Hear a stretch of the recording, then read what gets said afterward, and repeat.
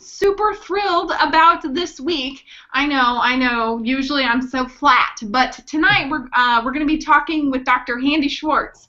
It's not really Handy, it's H. Andrew, but I like it, Dr. Handy. He is going to be discussing data science with us. We are so lucky at SPSM to have a wonderful network with people who are brilliant experts in a field that suicidology is just beginning to partner with. But before that, I'm at Doc Foreman. If you have not tuned in before, psychologist and mischief maker, and I am so excited that you're joining our chat. Just hashtag SPSM. And like we were doing, I think, end of last season, want you to remember that SPSM has a Facebook page. If you're wondering about events or want to stay connected with us, please do go like the Facebook page or do follow the Twitter SPSM chat, because that's how you find out what we do. And I know we have a few, Dr. Handy, really, yes, really. It's true. And for some of you, do remember that we expect that there's going to be quite a heavy Twitter feed on Tuesday. We'll be tagging SPSM, and I will be getting with you. I do not know yet the different hashtags we're going to use, but there's going to be some live tweeting in Washington, D.C., sort of about the state of suicide prevention and innovation. And with that, let me introduce you to my intrepid co-producer of all things IT, Mr. Tony Wood. Howdy, everybody. You can reach me on Twitter at @ADWWW if you have any questions during the show. Tony is the way that you get in touch with us. And how are things going, Tony? Things are just dandy here in Kansas. Everything's up to date in Kansas City, I was here. Nowhere near Kansas City, but sure. And everybody, your favorite, Dr. Bart Andrews, everybody give it up. Woo! We need like Sean who can run the applause button. We need add Bart Andrews here. Really excited to be here. On a daily basis, squirting. What? Where did that come from? Skirting. We're off the rails. Retake. I want to retake. Okay. We're gonna call that. We're gonna cut that out. It's gonna be in post. We're gonna cut that in post. I was gonna go with skirting the edge between poor taste and evil genius on a daily basis, but I think you went over. You just dove into the poor taste edge. I just went right into the poor taste. Thrilled to be here for this one. Square. I don't even want to bring up the fact that during the heavy Twitter feed we might need twampons on Tuesday. Okay, so there was a pocket square. There was a pocket square election. This is going very well. Thank you, Andy. I found them. Go ahead. So the pocket square winner today was Cool Dad, which is an amazing, beautiful paisley green, blue, purple with some gray in there. It's one of my favorite pocket squares. So that was the winner. It was like a winner by a lot. Everybody was into it. Yeah, I liked it, like that pocket square. So I'm excited to be here. I got to read several of Andy's articles today. They were beautiful. And when he talks about these things, he uses language and is able to explain this in a way that it makes perfect sense to those of us that don't understand it as well. And I'm really excited about this. You do, Andy. And so that's where I'm at. So, and everyone, this is where I get ready to talk to you a little bit about Dr. Andy Schwartz. And I don't mind calling him Dr. Handy, and you won't mind after the show either. But the truth is, he said, this is the craziest introduction I've ever had. He has agreed to be with us tonight, just coming back from a wonderful conference. He's going to tell us a little bit about it. And you might have noticed in our SPSM blog that we linked Google citations for Dr. Schwartz's research. So he does not specifically study in the field of suicide, but he does study in the field of data science and social sciences, and has a lot to sort of say where it comes to sort of real-world experience with these kinds of applications or research. And we're going to learn some things about what we need to move the science along. With no further ado, I'm going to bring on Dr. Andy Schwartz. Andy, say hi to the people. Hello. Yeah. Thank you for having me on. I've been following your tweets for a while now, and appreciate your promotion of this evolving computational social science field. So tell us a little bit about what you were a doctor of, assuming that Dr. Handy is not some sort of sleazy showbiz name. But tell us a little bit. Tell us a little bit about what you do, and some of the people may not understand your degree as much until you explain it. Yeah, well, my PhD is in computer science, and I like to say I'm a computer scientist turned computational social scientist. After I got my PhD, focusing a lot on how we can model language to understand language, things like that go into Google search or like translate, automatic translation engines. So I looked a lot into problems with that, which really focus on just writing algorithms that understand the language itself. I moved on to this postdoc position that actually got me really into this field of computational social science, where instead of trying to look at language to just understand the language itself, we try to understand the people behind the language. And so this is part of a field of computational social science where we're taking computer science, which is my background, and developing these algorithms and these analysis techniques, data science, and using it with for social scientific problems. And so you're really using data science to create tools to basically do assessment and measurement of very sort of operationalizing kind of social science constructs. So think of it like when we're doing for those of you, I know that data is scary or sometimes the math is scary, but think about when we talk about MMPIs or ways that we do personality assessments, or think about other ways that we measure outcomes in psychology. I mean, what really Dr. Schwartz does is he takes all this huge data that exists in social media, and he sort of designs ways to measure and study things sort of a side way, right? Right, yeah, and I think maybe one of the best examples is where we've worked on personality a lot, and so we can take people's Facebook profiles. I specifically focus on the language or status updates, and run that through our algorithms and produce a score for people's personality that turns out to correspond very heavily with the traditional assessments of personality, such as with questionnaires and whatnot. So the idea is it's a way, this particular application, which I think is a great one, is a way to supplement and in part replace questionnaires in an unobtrusive way where people don't have to sit down. But we love pencil and paper questionnaires. They're so right. easy, and they're fabulous. Sorry. I couldn't keep up with that sarcasm. No, we don't. Why would you want to use big data and data science to replace questionnaires? Why would we want to do that? Yeah, I think questionnaires don't scale is one of the reasons, and they don't scale across, say, time and space. So if I want to assess somebody's state on a weekly basis, to give them a questionnaire every week, that can be a bit daunting, especially if you want to use a really good questionnaire where there's a lot of questions. Are you saying it's difficult to get lots of data points and longitudinal data about behavior using pencil and paper? I'm shocked, Dr. Handy, shocked. Anyway, go ahead.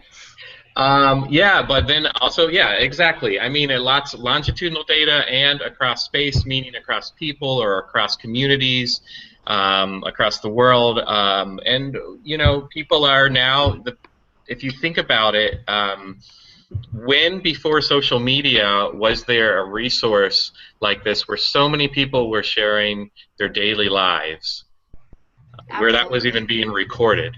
And so it gives us this unique resource, and so it scales in time and space, and then I think it scales in one more way that I think is really important. I call it like conceptual. Actually, my colleague Johannes Eisstack coined the term conceptual resolution. And what that means, like a computer screen, as technologies advance, it's gotten higher resolution, and it becomes more and more clear, and you can see more and more nuanced differences. Well, when you're looking at people's daily behavior online, you don't just find the things that you expected to find, that you would put in a questionnaire. You often find things unexpected or more nuanced differences than you expected to find. And I think that's one of the big wins. If I could just give one example, when we looked at community life satisfaction across the U.S. using Twitter, and we found that we were able to. Who is we? So that's that's actually a good question too. So that when I did this postdoc, I was part of this. I'm still part of this group called the World Wellbeing Project at the University of Pennsylvania. Martin Seligman, Uncle Marty! Sorry. Anyway, go ahead. He put this group together with this idea that after hearing about Google flu trends and how they track flu using Google queries, the idea that we can track psychological well-being using well, we first started with Google actually, but then we moved on to social media because the data was more accessible and sometimes more personable. And so this team came together. It consists a lot of great people, psychologists that put up with me as a computer scientist being very ignorant. Some of the key people besides Marty were Johannes Eichstadt, who's a PhD student with the group, and actually he has some clinical training, and he's very interested in these applications to depression and clinical and suicidality clinical outcomes. Lyle Ungar, who is a computer scientist, but really I think he has appointments in like half of the schools at Penn. And just a very quick break, SPSMers, just a sneak peek, Lyle is coming on later this spring. Anyway, go ahead. Great. That's good. So we really got this team together, personality psychologists as well, Margaret Kern, and we looked into creating this measure. But as we kind of looked into it and just creating a measure of well-being, we realized this whole area of looking at people's everyday activities and social media and seeing what novel insights we can come out is just been ripe with exploration, and so we've looked beyond psychological well-being, now getting into clinical well-being, with people's health in general, including clinical diagnosis of depression, but even other things like GI symptoms, which are known to have effects on people's behavioral and psychological state. Well, and I just went to a little local presentation on your like microbiota or whatever, your gut bacteria, and how it creates all your dopamine and everything. Like, I'm totally down with that now. I know I was talking about the poops, but seriously, it's really interesting. You're getting a lot. We just have to do a real quick shout out. We've got Beta, we've got Zing, we've got Marshman, we've got our favorite student of suicide here. We've got, of course, Glenn Coppersmith and sharing all about that. Marcia Epstein's here. We've got Chris Maxwell and Noreen. Oh my God, Noreen, how are you doing? And then, do you know Dr. Stephen Yeagley? Because someone who is the Assistant Dean of Crisis Management at Purdue has showed up. Does anyone know him? How did you end up here, Stephen? Who's new to the chat today. We want to do a big shout out to everybody. I mean, basically what you're telling us, Dr. Schwartz, is that these unique properties of social media have allowed some of the best scientists to discover and ask and answer questions in a way we never could even maybe 5 years ago, right? Right, exactly. The data just didn't exist back then, and I think and the methods have come a long ways for handling these large sets of databases that, it's really the first time I think people would be capable, scientists would be capable of being able to do such large-scale research and data-driven research, which is often scary to psychologists who are used to starting with hypotheses. But there's... Explain the difference of data-driven research versus starting with hypotheses, because I was told if you don't start with a hypothesis, you are bad. Well, it depends on your goal. And so first, I guess I should say I do both, and I think there's a place for both of them. But the reason you should start with a hypothesis is if you just start trying a bunch of things and testing a bunch of different relationships, just by chance you're going to start to find things that are related just because you tried a bunch of times. If you roll a dice, 20 times, and your hypothesis is that a 5 is going to come up at some point, and it's going to come up.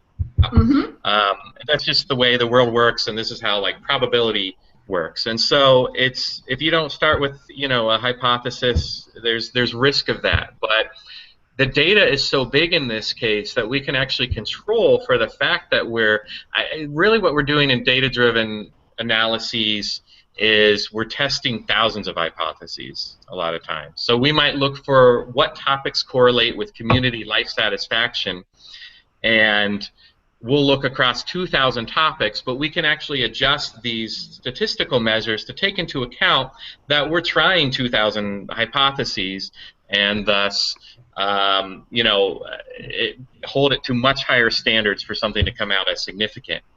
And so in this case, this is one of these where we found an interesting result. Community life satisfaction, we found people talking about money correlated with community life satisfaction, but it wasn't just money. It was donating money and giving and charity and things like that. Having more resources and being able to invest in communities, make communities nicer? You're joking! Oh, Marin County. Anyway, but that's true. But more importantly, that's something.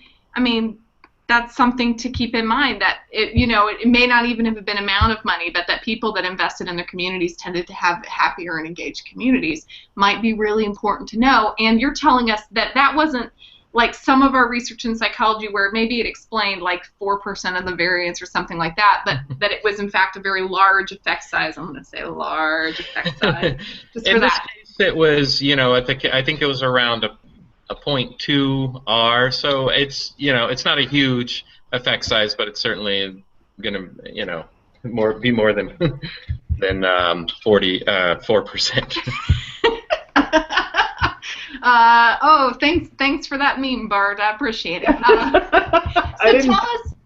I didn't post it. Not this time. I made it, but what happens after that is my responsibility. It's a little double entendre. Never hurt anybody or stop them from learning important things about science. So tell us, Dr. Schwartz. So when you were doing all this research, and where people are looking at your Google pubs, and several of us have had a chance to do some reading in the last couple of days, sort of up to this. If you were thinking about some of your research that had the most sort of impact on, or most informed what we would be doing next in suicide prevention, which of your studies might you want to talk about that we should know about? Probably there's a couple that we've published at the CL Psych Workshop, which I know at least you're very knowledgeable about. I don't know if your viewers all know about it. But it's actually a workshop which brings together the computational linguistic community, the community I got my PhD in, and psychologists to work on these problems. And so we have a couple papers we presented there, one on measuring degree of depression, where we relate social media status updates to people's degree of depression according to, it's actually a personality questionnaire, so it's not ideal. Again, getting these ideal outcomes is one of the things that I think is going to help to move this field forward. That's one of them, and then there was another presented this year where we looked at the role of personality and how it relates to people talking about depression and PTSD in Twitter. And this is one where we both identified some interesting patterns. Of course, people that are more neurotic, which is characterized as being more depressive. People that write messages that are characteristic of being more neurotic are also more likely to post a message saying they've been diagnosed with depression. But then we find some things that say we've got work to do, that people who are low in conscientiousness are also more likely to post a message saying they've been depressed. I don't think it's that they're not depressed, but we don't see that in a normal, in a regular sample. I think it's just the willingness to post your diagnosis publicly is related to being perhaps lower. Yeah. So, and for those of you who maybe haven't taken a personality psych class, although many of you have, he's talking about Ocean, or he's talking about sort of the big five in terms of personality characteristics, so being neurotic or being conscientious or being unconscientious. These are all sort of definitions that are used by a really major personality questionnaire, and so they're very well validated. They're sort of standard sort of yardsticks that we measure people by in psychology. So, I mean, what Dr. Schwartz is telling you is that they're doing this great research on differentiating Twitter users who identify as depressed versus another population who identifies as depressed, and that they have different personality characteristics, and there may be something special about Twitter users, and Handy can measure it. Yeah, that's right. Could I show you some images from these studies? Yes! Did Tony talk you through that? He didn't, but I've used screen share before. Oh my God, you're so to try to sexy. slide. That's great. Anything? Okay, we'll see. We'll see if this works out. Okay, I'm gonna go. Well, he's working on that, Bart, and getting that set up. You want to make a couple comments, Bart? Yeah, I think there's so much goodness in this, and just getting the chance to read through some of Andy's articles today, really impressive stuff. I think some of the things that really hit me is the movement away from illness and to focusing on wellness and health and understanding how people are as opposed to what's wrong with them. And I think that that's really, really important as we start moving into this new world of data. One of the things that we're starting to look at is what do people look like? What are indications that they're doing well? What are indications that maybe they're not doing as well? And with the emphasis being on wellness. And I think that his points on being data-driven versus hypothesis-driven are so well taken. When you have so much data, one of the beautiful things you can do is you can take a small piece of that data and do some exploration with it, and then you can use that to then generate some hypotheses and then test that out on the rest of the data, right? When your data sets are that big, it gives you the opportunity to, I know, it's really cool, and that also means that instead of coming up with hypotheses based on whatever it is that people come up with hypotheses based on, you can actually use real-world data to tell you what you're seeing, what you're looking at, and then generate some hypotheses from the data, and then test that data out with another set of data, which is incredibly cool. And let's be really clear, when you learn the scientific method, they do start with naturalistic observation. It's just been really hard to do that until the data got really big. And with that, back to Dr. Schwartz. Ooh, Look at that! Oh my gosh! Is this showing up? Okay. Yes! So this is just just to get a little visualization of what the task basically was when we were doing one of these studies that we presented this year. This particular one was led by colleague Daniel Prielchik, who's a computer scientist, but again, always working closely with psychologists. So we take people's Twitter and we extract their language and we pull it out into the reason there's a bunch of lines there is we get thousands of features out of that. Those like 10 lines actually represents thousands of features, and we perform some classification, some machine learning technique. This is really simplifying it, and then try to predict whether somebody's mentioned being diagnosed with a certain mental illness. And so, but that's one. So one of the tasks is just how accurate can we predict, and we do a pretty good job at that. I'm sure Glenn Coppersmith, who's been on this show, has talked a bit about that. But related to this more recent point on the data-driven aspect, if I just jump ahead here now, sorry if this is fluttering through, to these I totally understood all of it. Sorry, go ahead.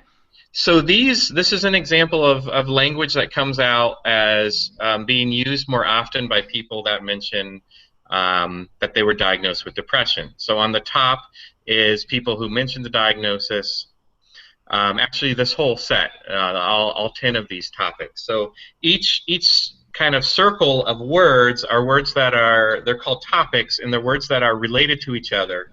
And we group them together like this just to kind of make things more digestible. So you kind of start with an infection, kind of ear doctor topic. So people that mention being depressed are also more likely to talk about having an infection. Right. And then you see like a crying, screaming, yelling topic, and then this, feeling bad, sad. And you even see, if you look down towards the bottom middle, a suicide related topic. And so this just came out of the data. None of us, we didn't, say let's put these words together. This all happens automatically, and you can kind of get a picture of, you know, what distinguishes these people's daily lives from somebody who's, you know, not having to deal with depression. People with depression have different language patterns, and it shows up in the text on their social media, and you can, in a way that scales, in a way that I can't do that many standardized evaluations in my office, you could get a sense of individual health over time, even from far away, and you could even use this to look at population health, like which communities have more depression, right? Yeah, exactly. Yeah, so I think yeah, definitely. There's some things to be worried on the community level. I think you get a good measure of, as far as people are talking, there's still some work that needs to be done there to make the connections, to validate that as you see more individuals with depression, the community's level of using depressed language increases as well. There's a statistical fallacy you have to work out there, which is called the ecological fallacy, which is just because something occurs at the community level doesn't mean it occurs at the individual level.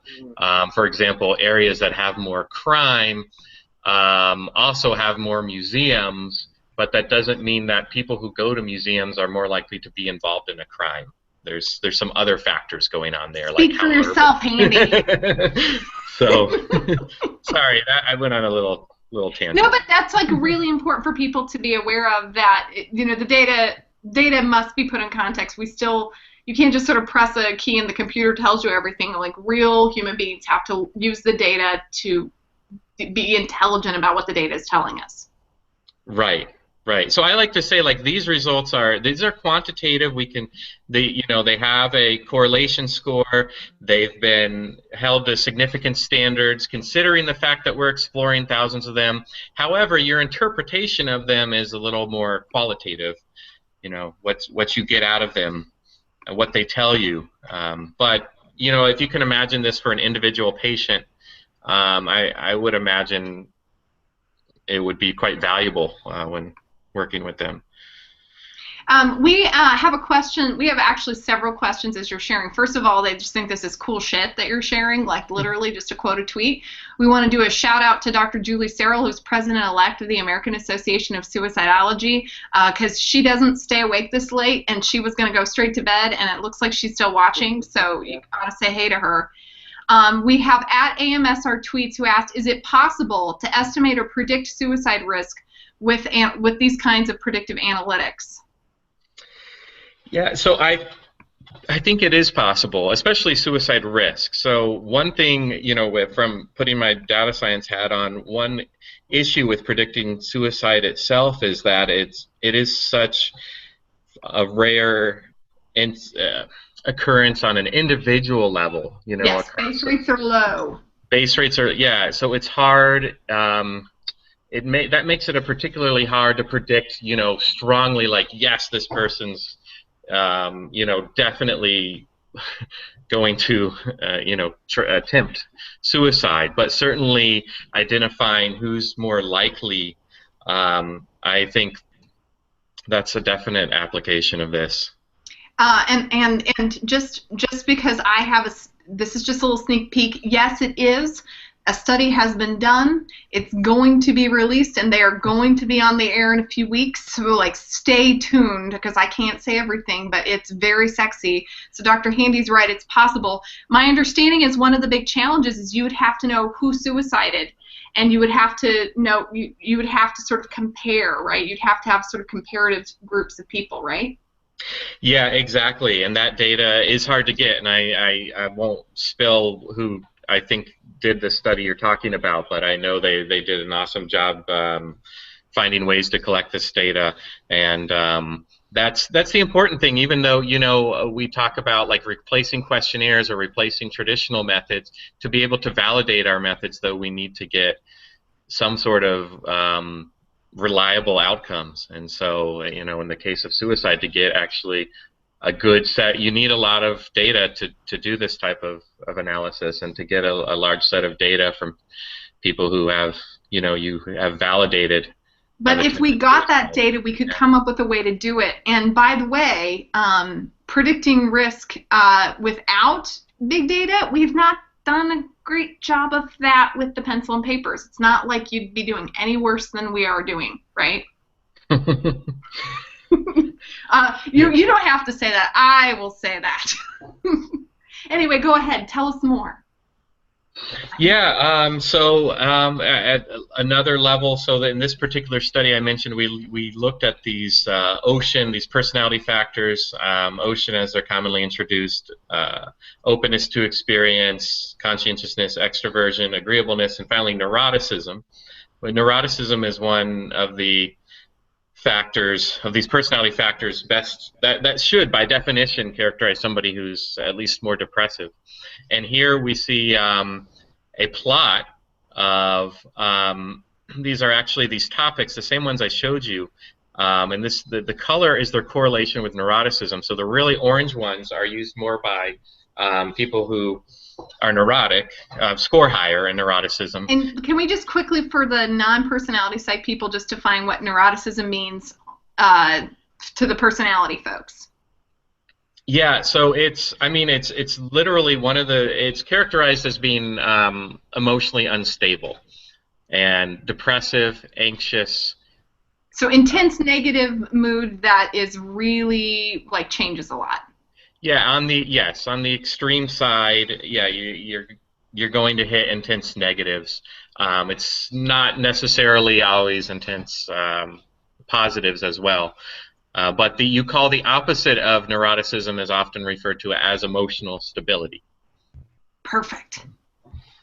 So here, and that's what blue would be here. So blue are topics that are characteristic of people with emotional stability. And we actually found the neuroticism coloring is from another data set. But then we went and applied it to this data set where we knew people who had talked about having PTSD or depression. And this is where it landed on the scale here. So the axis along the bottom is depressed. So more to the left it is, the less depressed. The more to the right the dot is, the more depressed. And then the other axis, the vertical axis you'd call it, going from the top to the bottom, is going from less PTSD to more PTSD. And so we took these topics which are correlated with neuroticism, and then we correlated them with depression and PTSD, and we got this really nice divide here where the much more neurotic, you can see the much more orange, the much more likely to be depressed. Although for PTSD, you also see, it's more likely, more orange on top, indicating it's more likely with PTSD, but you still see some topics surviving. And if we actually look at these topics, like this one here, that's high in both depressed, PTSD, and neuroticism, you get that pain meds topic. You can see the suicide one coming out there, also more common for both PTSD and depressed. And then down here was something that's just more common with depression, but not PTSD, lonely. Feeling lonely, sad, empty, hopeless. And again, this topic, we didn't put these words together. This came, we were able to group them together by a process that automatically clusters words together, and then we let the data tell us how it relates to PTSD and depression. That was a very elegant explanation, and one of our tweeters just said you explained neuroticism better than their general psych professor did over a 20-minute period. So good job, boss. Well, thanks. Yeah. Hopefully, yeah, this is why we brought him on, because he's good at it, kids. Bart, do you have any commentary? That was amazing. I mean, one of the things that's so cool about what he just showed us is that instead of looking at people in terms of these discrete categories and by their diagnosis, right, he showed us what folks look like, how they cluster, and how their natural language reflects where they're at. And I think that's so much more powerful than saying, oh, by the way, these folks tend to be depressed, these folks tend to maybe experience PTSD. It shows us, I think the great thing about that, it shows that there's folks all over the place, but they cluster in certain areas, and their language is very compelling. So, and I think this is one of the things that I really like about what Andy is talking about. We're using folks' natural language to understand more about them and how their natural language gives us a sense of who they are and how that fits with their wellness. And I think that's such a much more organic, natural approach, backed up by science, backed up by data. So I think that's really powerful, and I'm just so impressed with that. That plot was amazing. So thank you, Andy. I'm so glad that you're here. Great, great. Glad to hear. And my psychology colleagues give me trouble for not explaining things clearly, so it is really nice to hear that I've been improving in that respect. Tell them that we endorse you. Okay. Yeah. Well. Or not. You may not, I don't know. Yeah, well, let's keep in mind, psychologists came up with the concept of ecological momentary assessment, and that's just clear as mud, isn't it? The psychologists are great at using good, plain language that we all understand. Just, you got to love them for it. Very impressive. So as we're looking at this data, tell us one of the things that people are noticing, number one, is that you could do naturalistic observation of people in a very different way than if you're doing like a pencil and paper survey of 100 college students in an intra-psych class, which is how this research usually gets done, right? What could you do with this data? Right. So I think, well, one is what I'm showing you here are topics that come out that maybe you wouldn't have thought of exactly ahead of time, but they do make a lot of sense. I would guess. But from talking to clinical psychologists, and partially I'm showing you that because to convince you that these techniques are valid. But we also get sometimes things coming out. Let me actually see if I can pull it up that are much less expected. Still, I wouldn't call them things that deny your intuition, but they're really things you don't think of. Let's see, and by the way, got a screenshot of your slide on the Twitters. Beautiful. Great. Actually, let me. So if you can look on our web. Can you see here? I'm looking at our web page. If you go to the World Wellbeing Project's web page, under demos, you can actually look at appropriately called word clouds, our personality word clouds, and one of the examples I like. By the way, before I show these, I don't know if you saw that. There is swear words. We are okay with that. No fucking way. No fucking way. Get them off the. That's it. We're fucking done. That's it. So this is low. This is low conscience. So conscientiousness is characterized by being planning, organized, oriented. Oh yeah. Responsible, thrifty. So low conscientious swears a lot more. But one thing I like in the high conscientious.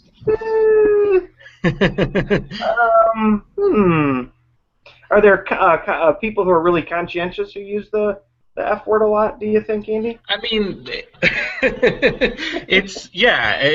these are correlations. So it's important, nobody is exactly this, right? It's just, if you're swearing a lot, you're more likely to be a little less conscientious. Low conscientiousness isn't a bad thing necessarily. But when you think, high conscientiousness actually is, sometimes people think of like somebody who's high conscientious as very, they're focused on work and very bored, boring to be around. And one thing that came out of this that we're actually investigating now more clearly is we see also coming out for high conscientiousness this word relaxing. See if I can zoom in. Oh, I can't zoom in. That just made it worse.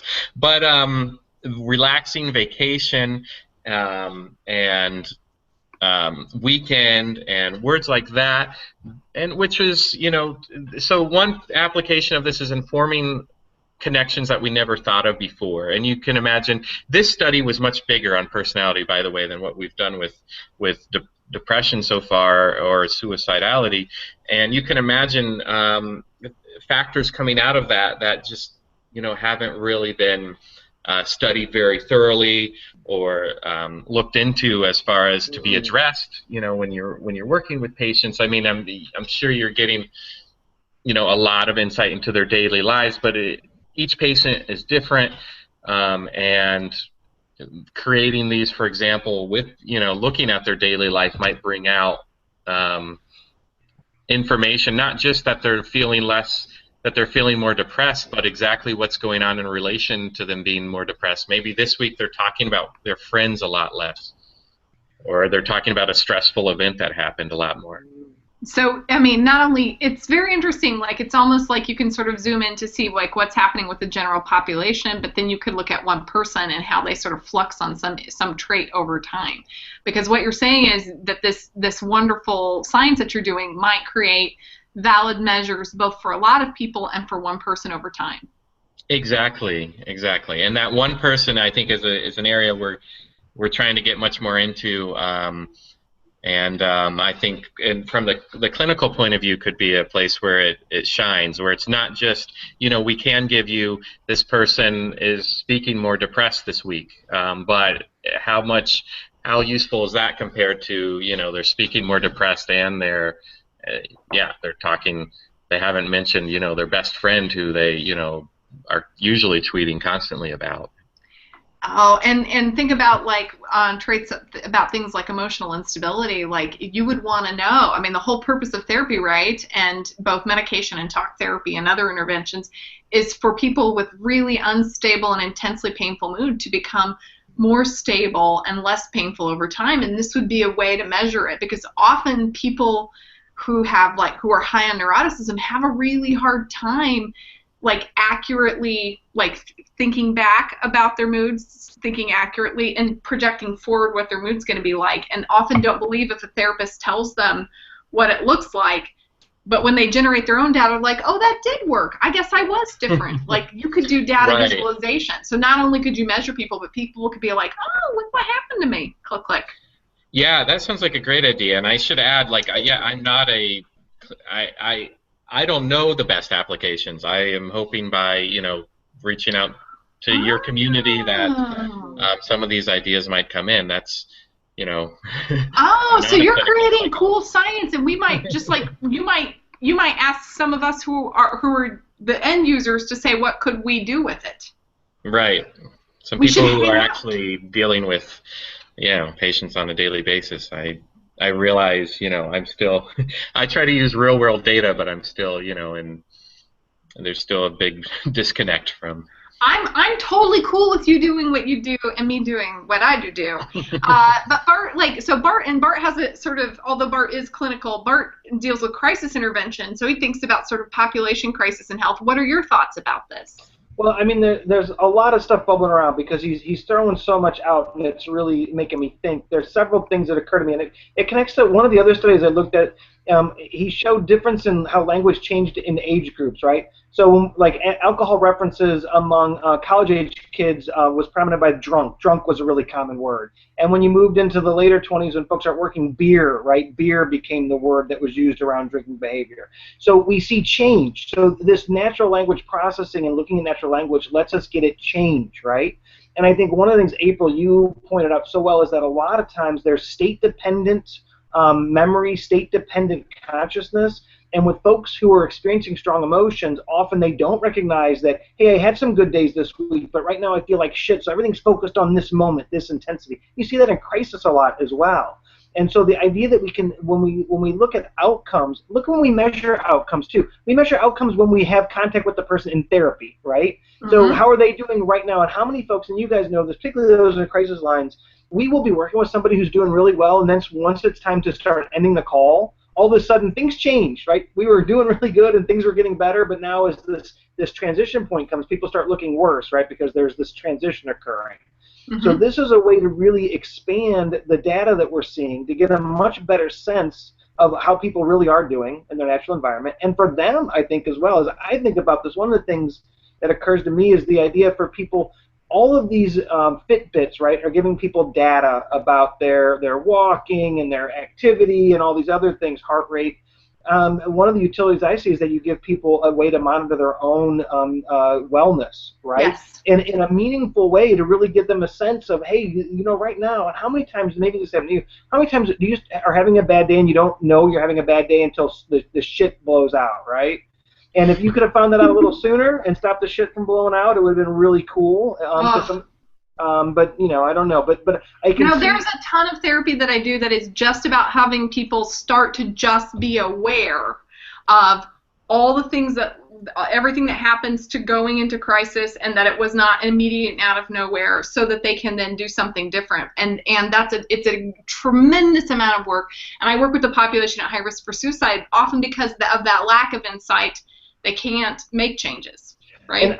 And I see this data actually and we could build some things that actually connect with mindfulness, right? And so what we're really doing is helping slow things down by raising awareness, by raising mindfulness of what your state is and where you're at. We create some points where we can get people to connect in the moment and have more insight and slow things down. And you hit the nail on the head, April. How many times people say, well, this just happened, and when you kind of walk them back, you find out that there was all these other things that happened before that. But nobody's connecting the dots, right? And so I really like this idea of kind of a mood fit bit. So those are things that I think would be ever so cool, that could connect with all kinds of other data that we could get from the person. Now, somebody did have a question. We have a couple, yeah. Yeah, so if you want to get to those, because one that was pressing for me was, did this actually get it, Andy? One of the questions was, did we actually evaluate the personality of individual Twitter accounts, or was it just kind of group data? So the question was, did you make individual account assessments of personality types or structure, or was it all just group data that was groups that was looked at? If that makes any sense. Yeah, so we did actually have individual data, and typically our studies we do both, but in the personality study in particular, we had colleagues at the University of Cambridge who also do a lot of these nice data-driven studies. They've looked at Facebook likes. They collected this huge database of people that opted in to take a personality questionnaire and share a lot of their Facebook information. And so the personality study worked on that data, in which we had people's individual status updates on Facebook, and their results from a psychological personality questionnaire. So you had a pencil and paper, and you compared the two, and they were individual on one person. So hopefully that was clear. Tweet us if you got it. Give us a Roger that. We also said, can someone please re-explain CL Psych to me? Probably not for the first time, and that would be fair, because not everyone goes to all the chats. So can you explain what hashtag CL Psych means? Yeah, so there's it's basically a community of researchers organized around a workshop that happens once a year. The last 2 years, I believe. Is it 2 or 3 now? I believe it's been 2 years. It's been located with one of the top conferences for computational linguistics. These computer scientists and linguists that study language use. So this conference got organized actually 2 years ago by one of the top computational linguists, Philip Resnick, who I think has been on your show.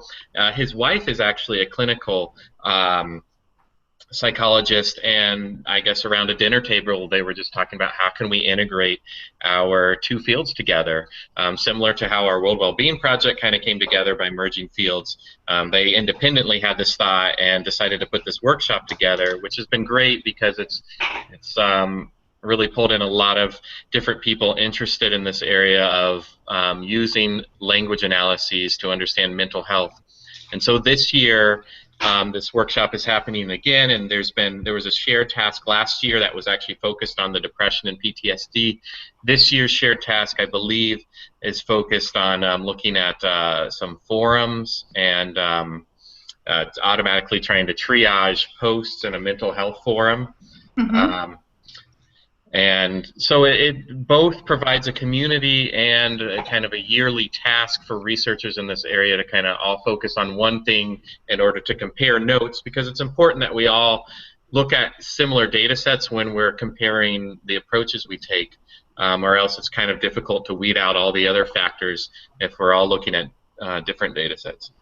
And so just to sum up, one of the reasons to do this is simply that analyzing language is a field that, because of changes in technology and the existence of more language data, is just sort of taken off. And it's one language, and there's a whole bunch about language, and Dr. Christy Helling's sites will be on in a couple weeks as well. Mm-hmm. try having a drink with those folks and keeping up is what I say. There's a whole bunch of that can be applied to analyze behavior, and it's just the data that's happening right as the science is happening, and that's why we're applying it to suicide prevention. There may be other kinds of data like wearable data or things like that may not, involve linguistical analysis, but the reason that we're talking about it is simply because right now, like never before in history, is it's possible. That I have that about right, Andy? Yeah. I mean, if you think about it, before social media, when did you have these daily windows into so many people's lives? Now, I say that also noting that we consider privacy very seriously, and we're either using public data or having people opt in and agreeing to share their data, which we're finding people are usually happy to do. Just real quick, we're getting to the last 10 minutes, and so really quick, there are probably two things I would love to see happen in the next 10 minutes. Number one, Glenn would like for you to tell people what you're doing this summer. I think he wants some of our fancy people to know that you've got plans. And the second thing I would love for you to do is talk about what you think the barriers are to the science progressing, like how do we get these bigger data sets because privacy is an issue, or whatever. And so if you could address either of those two things, start with summer. Okay. So, they're related. So this summer, we're getting together a group of some of these folks from the computational linguistics psych community, really data science though in general, and we're having a workshop, but it's more of I would say a sprint to analyze some awesome data I've got from a colleague at the University of Pennsylvania, Raina Merchant, who's another person. I'd suggest you might reach out to her at some point.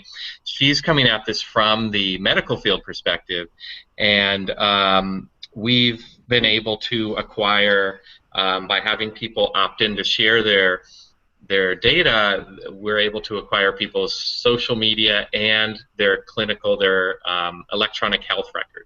And you mean people could donate both and Yes. solve your problems? Yes. Sorry. So you can find a paper we had that describes the data set that came out in British Medical Journal, one of its subjournals. You can find it if you look at a PIN social media lab, you'll find Raina Merchant's team page, and you'll find the paper on there as well. But this is the first data set that we know of that actually links social media with accepted, health validated electronic medical records. And so this summer, and we're focused on, for the summer workshop, mental health and longitudinal analyses, and trying to predict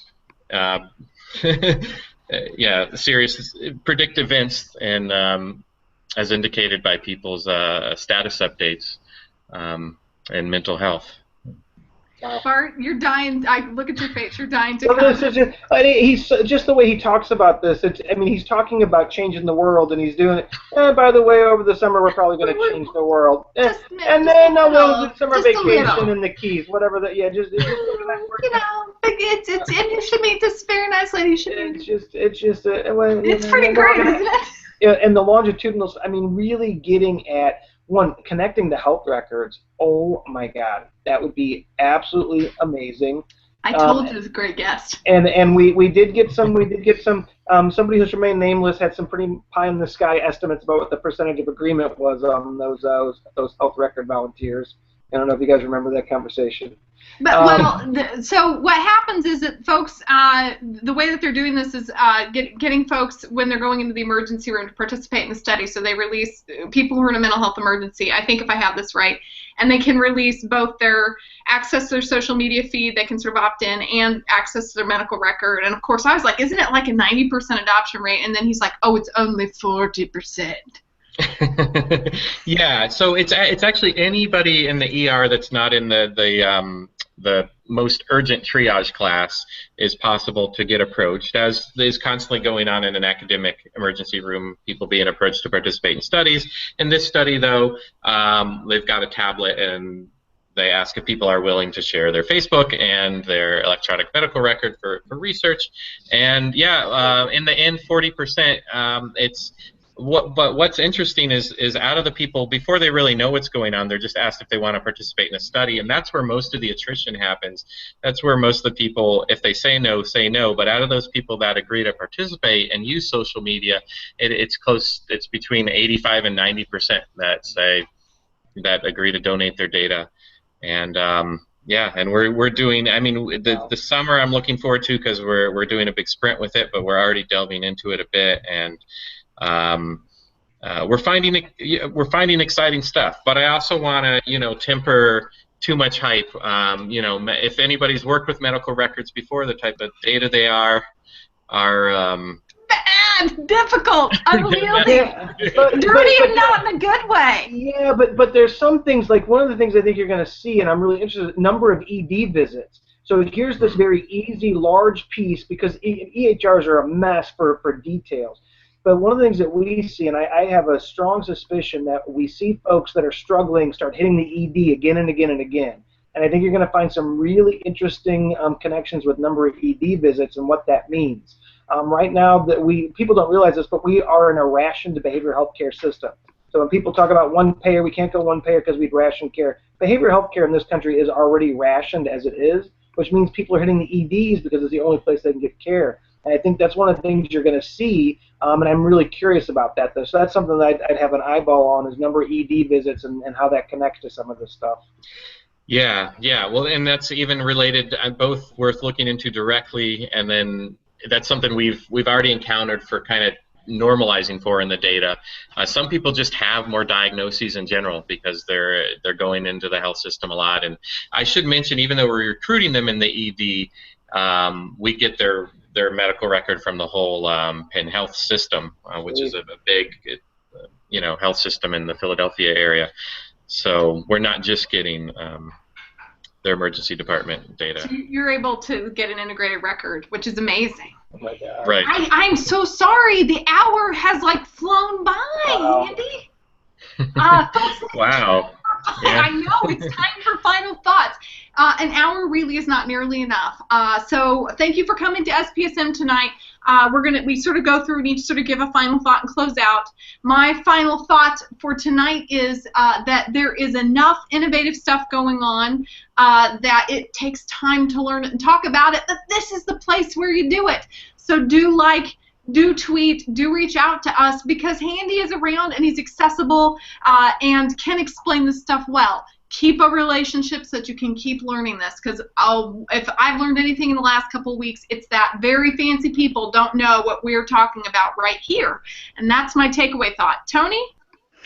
Bart, could someone have said more in less time? Because I don't think we've ever had a guest that said more in less time. It was incredibly rich, and one of the things for me that's really caught, I don't want him to go away. I could stay here another hour. There's so much to talk about with him, and he's able to tell the story, which is really important. He's not able to just report the facts or review the study. He's able to tell the story about what this means, and that's so powerful. So, Andy, thank you so much. Having folks like you and Glenn and Philip, what a treat. And you guys are, I don't know if you realize this, you're changing the world. I mean, this is powerful stuff. And those of us that are on the front lines in suicide prevention and working with people, this is going to make huge, huge differences. May not happen tomorrow, but it's going to happen. So thank you very much. If you get a chance to take him to dinner, take him to dinner. Buy him an entree. See if they'll tell you more. That's what I say. So, Dr. Schwartz, if you had a final thought for tonight, what might it be? I'm first of all, really glad to be on and glad to hear everybody enjoyed what I was talking about, and I'm glad all my psychology colleagues' jokes about all my geek terminology has resulted in me being able to explain some stuff somewhat clearly.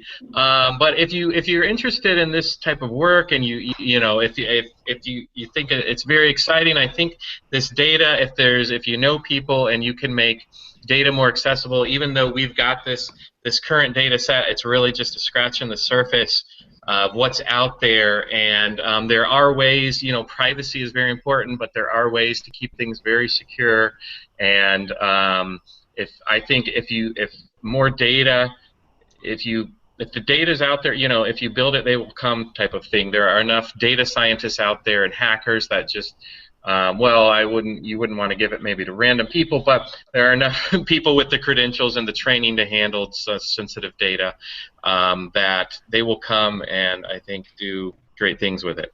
If we can build a way to create the data sets, people with the experience will come. Right. To the data sets. So you've spent another hour with us on Sunday night. This is at Doc Foreman. I am so excited that you were with us. Please do reach out to Dr. H. Andy Schwartz on the Twitters, and remember, there'll be a curation. Do share this because this is definitely podcastable tomorrow on your drive to work. Do remember that from 8 a.m. to 4 p.m.-ish Eastern Time on Tuesday, there's going to be a lot of tweeting about suicide and innovation, and your tweets will reach people that could possibly steer the course of suicide prevention for the nation. So, give it a shot. Everybody, thanks to Dr. Bart Andrews, thanks to Sean Erger, thanks to Zing, and to our students, and to Glenn Coppersmith, and Christy, and Tony, and especially to Dr. Handy. Have a lovely evening. Good night. Good night, everybody. Bye, everybody.